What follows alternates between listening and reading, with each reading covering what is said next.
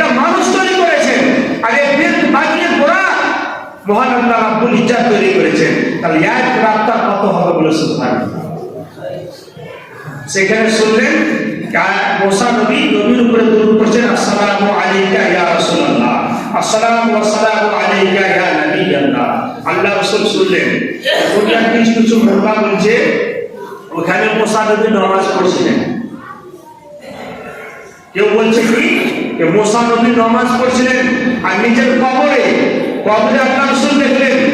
আল্লাহ রাসূল হাজির ও নাজিরকে দেখেন এত দ্রুত বেগে ছুটে চলে যায় যে মিনিটে যদি 80 কিলোমিটার দ্রুত বেগে যদি পুরো প্লেন চলে মানুষ তাকে থাকতে পারবে না।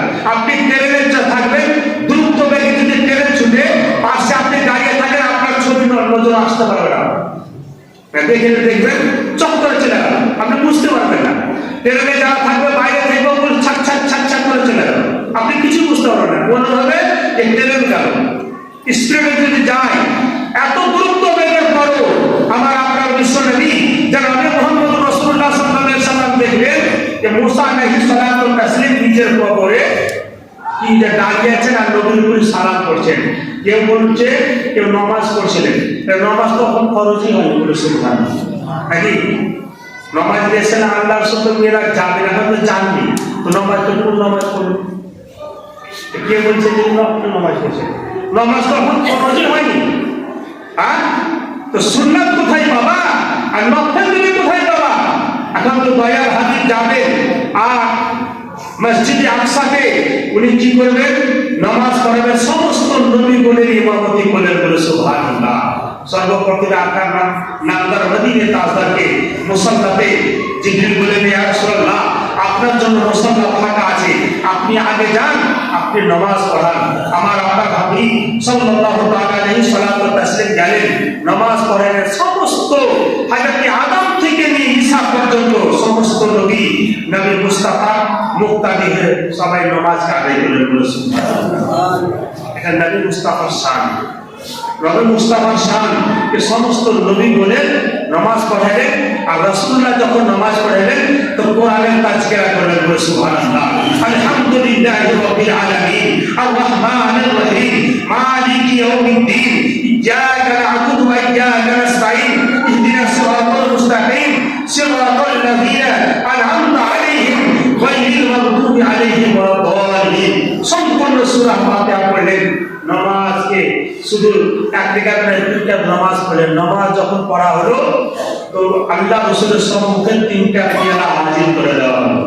একটা শরবতের পিয়ালা, একটা পানির পিয়ালা, একটা দুধের পিয়ালা বলে সুবহানাল্লাহ। নবী মুস্তাফা দুধকে পান করলেন আর ওখান থেকে মেরাজ যেতে আরম্ভ করলেন বলে সুবহানাল্লাহ। বহুত লম্বা ঘটনা।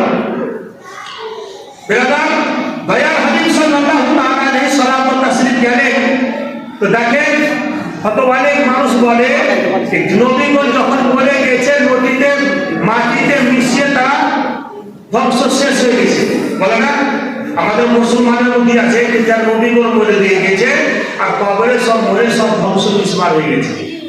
তো মুসা নবীর অনেকদিন পরে আল্লাহ রাসূল মেরাজে গেলেন। নাকি সর্বপ্রথমে আল্লাহ রাসূল একটা হাদিস বলেছিলেন, যে হাদিস উলামায়ে কেরাম বলছেন, আপনারা সবাই শুনছেন।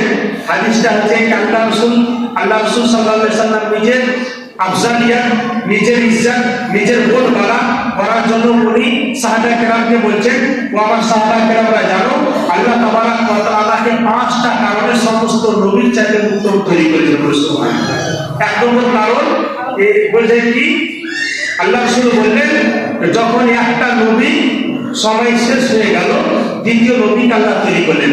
হযরত আদমের পরে হযরত নূহকে নবী বানালেন, হযরত নূহের পরে হযরত ইব্রাহিমকে নবী বানালেন, হযরত ইব্রাহিম আলাইহিস সালামের পরে হযরত ইসমাঈল জবিহুল্লাহকে বানালেন, হযরত ইসমাঈল জবিহুল্লাহর পরে হযরত ঈসা আলাইহিস সালামকে বানালেন, এবারে মুসা ঈসা সবকে বানালেন। সবাই যখন সময় শেষ সর্বপ্রথমে আল্লাহ তাবারাক ওয়া তাআলা আমার নবী মুস্তাফা আমাকে তৈরি করলেন বলে সুবহানাল্লাহ। আমার পরে আর কোনো নবী হয়নি আর হবে না, আমি শেষ নবী। একই কোরআনে বলছে হুয়া আউয়ালু ওয়া আখিরু ওয়া যাহিরু ওয়া বাতিন, উনি হলেন সর্বপ্রথম, উনি হলেন সর্বশেষ। আল্লাহ ওনার নূরকে সর্বপ্রথমে তৈরি করলেন আর সমস্ত নবীগুলোর শেষে পাঠালেন। কেউ এটা সুবহানাল্লাহ। এক নম্বর। দ্বিতীয় নম্বর হলো যখন একটা নবী যখন নবীকে তৈরি করলেন, তো কোন নবীকে একটা গ্রামের জন্য তৈরি করলেন, কোন নবীকে একটা শহরের জন্য তৈরি করলেন, কোন নবীকে একটা মুলকের জন্য তৈরি করলেন। এরকম করে করে আল্লাহ তাবারক ওয়া তাআলা সমস্ত নবীকে বানাচ্ছেন।